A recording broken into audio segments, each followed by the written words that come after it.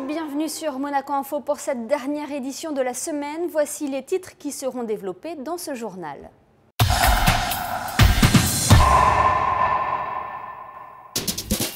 Laurent Nouvion reçu au Sénat par Gérard Larcher. Au cœur des discussions, des sujets fondamentaux pour l'avenir de la principauté. Vanessa Dessy vous en dira plus.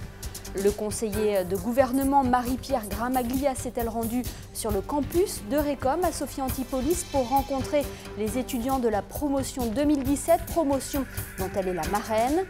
Nous reviendrons sur cette nouvelle opération de l'association des enfants de Francky et sur ce geste de générosité des élèves et du personnel enseignant du collège Charles III en faveur des Restos du Cœur. Et comme chaque vendredi, retrouvez à la fin de cette édition notre invité du week-end. Il s'agit aujourd'hui de David Sirour, passe-président de la Jeune Chambre économique de Monaco. Prenons la direction de Paris pour débuter ce journal. Paris où s'est rendu le président du Conseil national. Laurent Nouvion, accompagné d'une série d'élus, a été reçu au Sénat. Ce déplacement avait pour objectif de faire avancer des sujets fondamentaux pour l'avenir de la principauté. Vanessa Dessy et Olivier Bonello étaient sur place. Voyez leur reportage. C'est un acteur de premier ordre de la diplomatie parlementaire. Le groupe d'amitié France-Monaco a pour objet de développer entre le Sénat et le Conseil national une réflexion sur des sujets d'intérêt commun. L'idée étant de renforcer le traité de 2002 destiné à adapter et à confirmer les rapports de coopération entre la France et la principauté. Plus il y a d'échanges entre deux pays aussi proches que Monaco et la France, mieux c'est.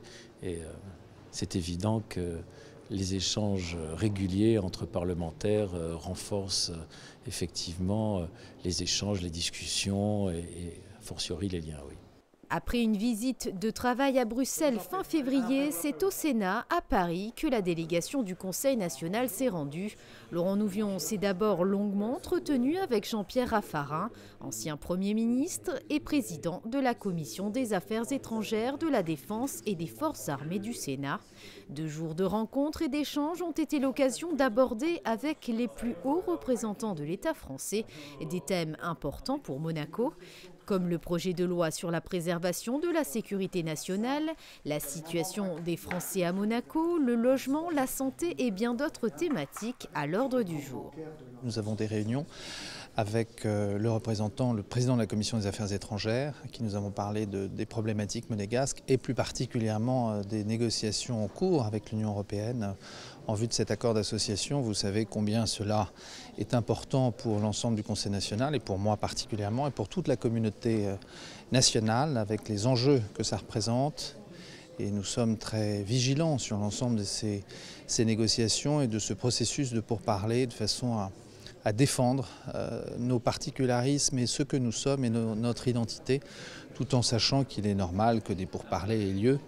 Également la problématique frontalier essentiellement, avec toujours cette priorité essentielle des travailleurs frontaliers, avec notamment le projet de loi sur le télétravail qui, comme vous le savez, est sur le bureau du Conseil national, qui a été voté par l'Assemblée nationale à la fin de l'année 2015 et qui va être examiné. Il y a eu un rapporteur qui a été nommé cette semaine au Sénat également.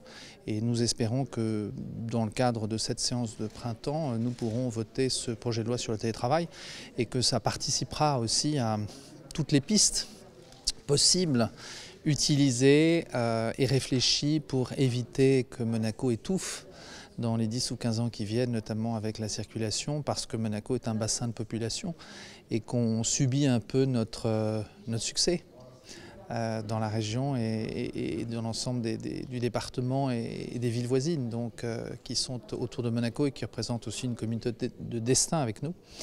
Donc on doit trouver des solutions. Je suis particulièrement heureuse de saluer en votre nom la présence dans notre tribune d'honneur d'une délégation du Conseil national de Monaco, conduite par son président, M. Laurent Nouvion.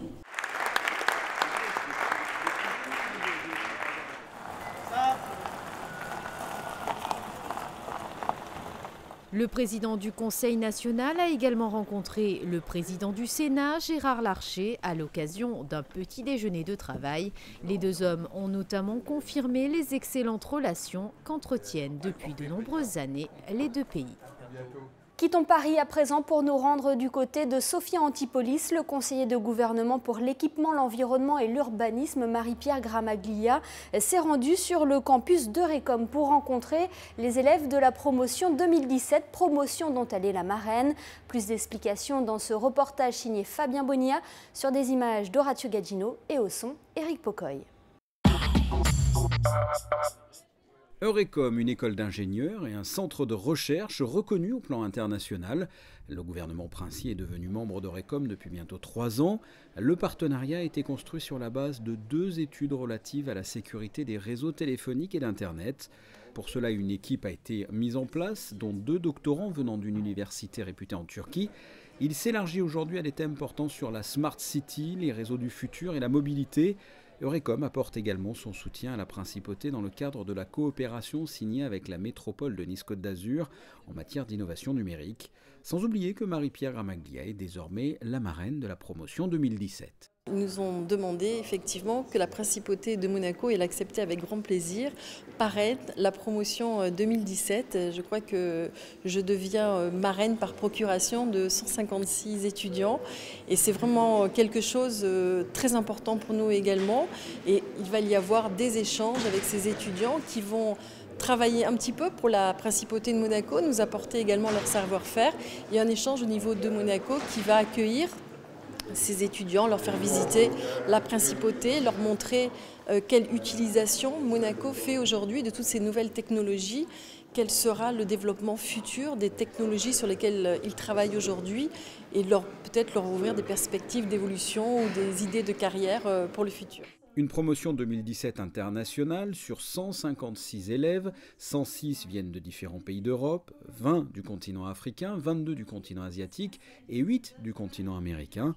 Marraine de promotion, un rôle et une responsabilité bien particulière. C'est quelqu'un qui accompagne cette promotion, qui va s'appeler après Promotion Marie-Pierre Gramaglia. Donc, on est très content d'avoir un mentor qui peut parler des contraintes d'un gouvernement, qui peut parler du monde qui est pour les étudiants totalement inconnu. Et c'est pour ça qu'on est très très content d'avoir notre partenaire gouvernement et dans la personne de Marie-Pierre Gramaglia. Lors de sa visite, Marie-Pierre Gramaglia a souhaité une pleine réussite aux étudiants d'Eurecom et leur a donné rendez-vous pour la cérémonie de remise des diplômes à Monaco le vendredi 22 septembre 2017, à l'occasion également de fêter les 25 ans d'Eurecom. Passons à toute autre chose à présent. Vous connaissez sûrement le clown Francky, clown bien connu en principauté et qui organise régulièrement des animations pour les enfants dans le besoin. Mais ce que l'on sait moins, c'est que l'association Les Enfants de Francky est également attentive aux besoins des hôpitaux de la région. Le reportage à Nice de Patricia Navarro. Nous sommes sur les hauteurs de Nice, dans l'établissement pour enfants et adolescents polyhandicapés Henri Germain, qui dépend de la Fondation Lanval.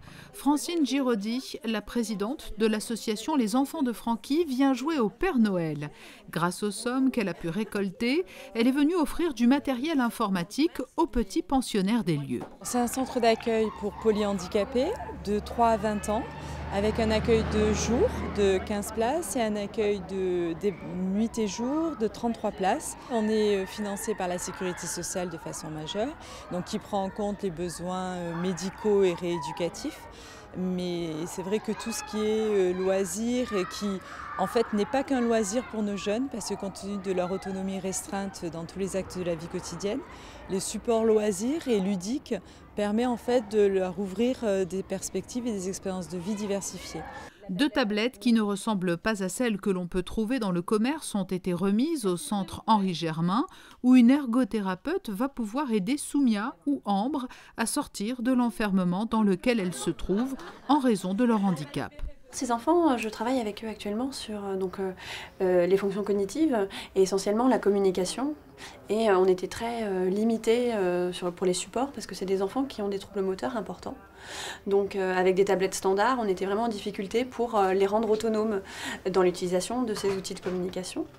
Et donc ces tablettes, qui sont juste là, ont des capacités, donc que ce soit par leur structure, par la manière de gérer les différents paramètres et aussi la manière dont elles peuvent être installées sur les fauteuils roulants, d'être utilisées en autonomie pour les jeunes une fois que les paramètres sont réglés. Pour offrir un matériel adapté et des applications spécifiques destinées à ces enfants qui ne peuvent pas s'exprimer avec la parole, les enfants de Francky ont reçu le soutien de l'entreprise Experian, dont une branche est basée à Monaco. Cette entreprise internationale développe un programme d'engagement social pour s'investir dans des causes humanitaires, dont certaines ont pour mission l'accès aux services essentiels de la vie de tous les jours, comme l'accès à l'informatique. Aujourd'hui, c'était particulièrement touchant avec les enfants parce que habituellement, ils ne sont pas là directement avec vous et avec nous. Donc, c'est particulier. Ils ont demandé aussi de vous voir aujourd'hui. Je trouvais ça très, très bien parce que dans leur cœur, c'est une vie très difficile. Plusieurs autres hôpitaux de la région bénéficieront également de dons de matériel informatique neuf de pointe. Ce sera le cas dans les prochains jours à l'hôpital Larcher, au centre hospitalier d'Antibes, sans oublier le CHPG de Monaco. Restons dans le domaine de la générosité. Ce week-end, les Restos du Cœur organisent une collecte nationale dans plusieurs grandes surfaces. Une mobilisation suivie par les élèves et le personnel du collège Charles III. Christine Datomel et David Bernardi vous en disent plus. Pour célébrer les 30 ans des Restos du Cœur et afin de soutenir l'antenne régionale du sud de la France, les élèves et les professeurs du collège Charles III ont œuvré main dans la main pour récolter un maximum de denrées alimentaires pour les personnes dans le besoin. Une opération pour prouver une fois encore que la solidarité n'est pas qu'un mot et qu'agir ensemble, c'est plus fort. Le défi était pour chaque classe de ramener un carton d'une vingtaine de kilos, ce qui devait faire un bilan total d'une tonne à peu près de nourriture. Le défi a été plus que dépassé, puisque en une semaine, nous avons récupéré 1 tonne 626 de nourriture, pâtes, riz et biscuits, au profit des Restos du Cœur. Alors Tara, les Restos du Cœur, tu connais depuis que tu es toute petite. Ça fait quelque chose aujourd'hui de participer ? Ça fait plaisir, au moins on se sent utile et surtout après quand on voit les pubs à la télé, on se dit que nous aussi on y a participé, c'est pas que nos parents en faisant des dons et ça fait plaisir franchement. Les enfants ont apporté par eux-mêmes de la nourriture, soit de chez eux, ou alors ils ont fait eux-mêmes une collecte auprès de leurs camarades ou de leurs parents d'ailleurs, ou des personnes qu'ils connaissaient, pour aller eux-mêmes acheter dans les magasins de la nourriture et les ramener le matin dans l'établissement.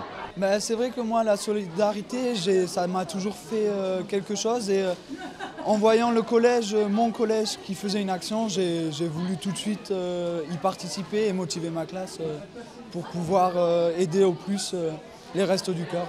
Tous les élèves de l'établissement, toutes les classes et même les enseignants et le personnel ont participé à cette collecte. C'était quelque chose qui a uni tout le personnel, les élèves de l'établissement au profit de cette cause.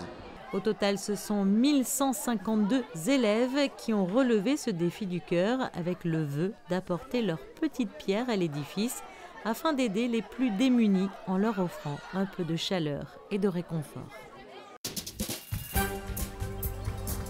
Voilà pour cette mobilisation du collège Charles III en faveur des Restos du Cœur. Dans l'actualité en bref, si vous êtes amateur de danse latine, notez bien cette date à votre agenda. Le 18 au 20 mars prochain se tiendra le Festival international de salsa de Monaco. Les meilleurs artistes internationaux du moment seront présents à l'espace Léo Ferré pour cette 10e édition. Pour plus d'informations, connectez-vous sur ce site internet le www.salsamonaco.com.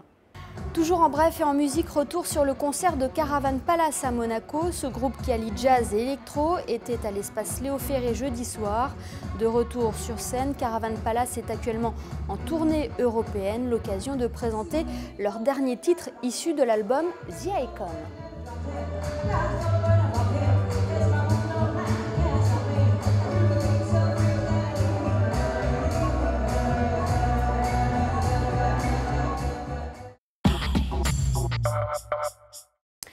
Et nous sommes à présent avec notre invité du week-end. Il s'agit d'aujourd'hui de David Sirour, past président de la Jeune Chambre économique de Monaco. David, merci d'être avec nous. Merci. On va revenir tout d'abord ce qu'est la Jeune Chambre économique. Ça fait plus de 50 ans maintenant qu'elle est en principauté. Quelles sont ses missions et quel est son rôle ici à Monaco ? Alors effectivement, 53 ans que la Jeune Chambre économique de Monaco existe et c'est un mouvement de jeunes leaders, de jeunes entrepreneurs qui essayent à la fois d'aider les jeunes entrepreneurs à créer leur entreprise et à la fois à dynamiser le territoire économique monégasque. Donc notre rôle, c'est à travers 3 axes que sont l'entrepreneuriat, la formation et le networking, d'essayer d'accompagner les jeunes entrepreneurs et de les aider à percer. Alors David, vous venez de passer le flambeau à un nouveau président, c'est le concept à la JCE, un nouveau président tous les ans. Quel bilan vous pouvez tirer de votre année écoulée à la tête de la JCE ? Alors un bilan extraordinaire, c'est une aventure humaine extraordinaire, c'est une année qui passe très très vite et le bilan est très positif j'avais décidé en tant que président de reprendre les projets de l'année 2014 et de les mener à bien en 2015, chose qu'on a faite à travers notamment le Startup Weekend, le concours de création d'entreprise et le Get in the Ring, qui sont 3 événements pour aider justement les jeunes entrepreneurs.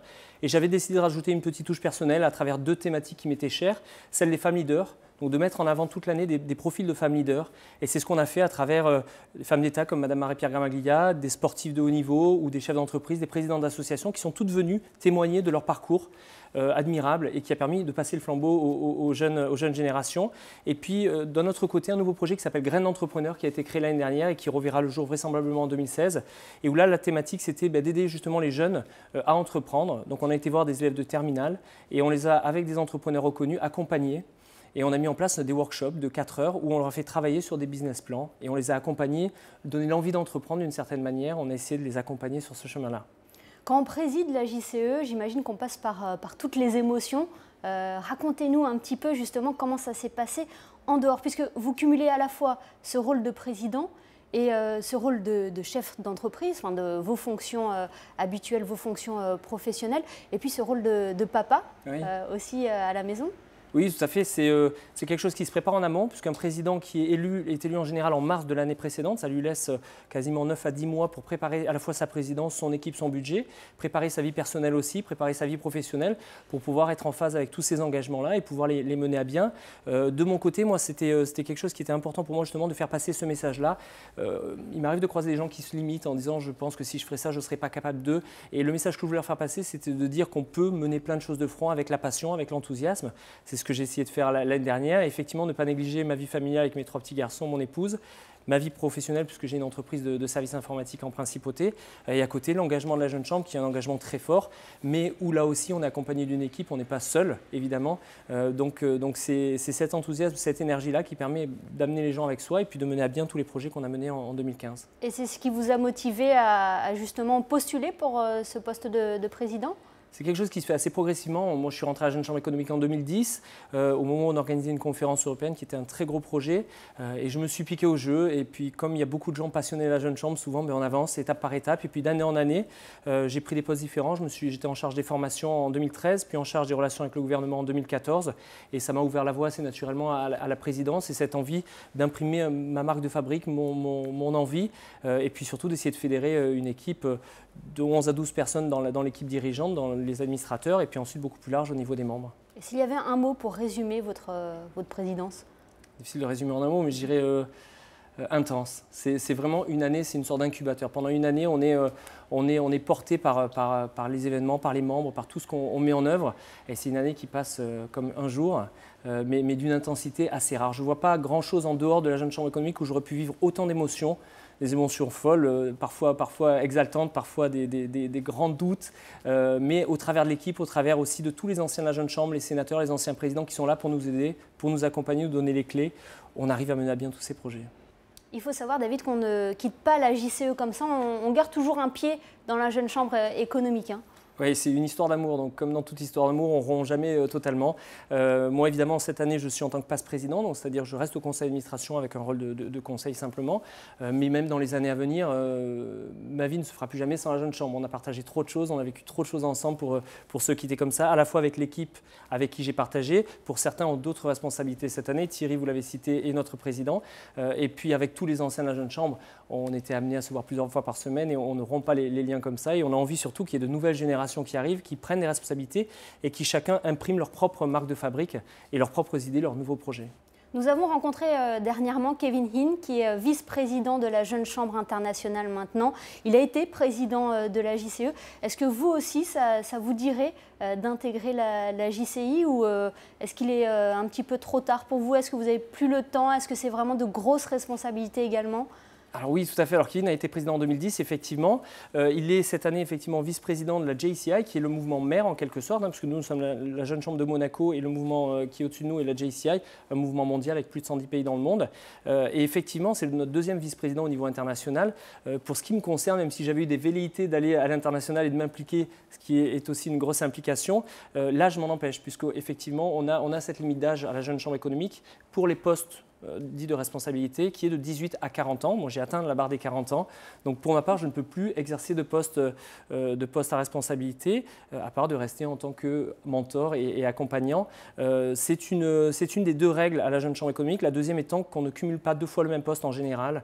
1 year to lead, 1 an pour faire ce qu'on a à faire, et 18-40 ans, ce sont 2 règles que personnellement, et on est beaucoup à le penser, on pense très positives. Ça permet un renouvellement de génération. Il y a des nouvelles personnes qui arrivent et ceux qui ont fait leur parcours laissent la place aux suivants. Thierry Chausse est désormais donc le nouveau président de la Jeune Chambre économique de Monaco. Quels conseils vous lui avez donné quand vous lui avez passé le flambeau? Alors, j'ai pas beaucoup de conseils à lui donner parce qu'il a travaillé à mes côtés toute l'année 2014 et 2015 et c'est un garçon extraordinaire. J'ai rarement vu autant d'énergie dans une personne. Donc, j'avais pas beaucoup de conseils à lui donner, de profiter de chaque instant et surtout lui dire que ça passe très très vite. Mais je pense qu'il en est conscient aussi. Il est aussi papa de 3 petites filles, donc il sait que la vie va très vite, que le temps passe vite. Donc il a démarré sur les chapeaux de roue et là, il est totalement impliqué avec son équipe dont je fais partie et je suis à ses côtés pour le servir et pour l'aider dans ses missions. David, j'espère que nous aurons l'honneur de vous revoir très bientôt aux côtés de Thierry Chausse et de tous les événements qui rythment la vie de la Jeune Chambre économique de Monaco. Merci d'avoir été notre invité et à très bientôt. On se quitte sur les prévisions météo pour les prochains jours. Merci. Découvrez la météo avec Eclectic. Galerie, Interior Design, Art and Gifts. Le temps sera agréable pour ce début de week-end avec de bons moments de soleil samedi malgré la présence de quelques nuages. Il fera 10 degrés le matin et 16 l'après-midi. Ciel plus mitigé dimanche sans dégradation du temps. Le début de semaine sera identique à la météo du week-end, un temps variable partagé entre nuages et éclaircies. Le mercure sera en légère baisse. Et enfin, le ciel sera plus changeant mardi, laissant peu de place au soleil. Le thermomètre grimpera jusqu'à 14 degrés au meilleur moment de la journée. Vous avez découvert la météo avec Eclectic. Galerie, Interior Design, Art and Gifts.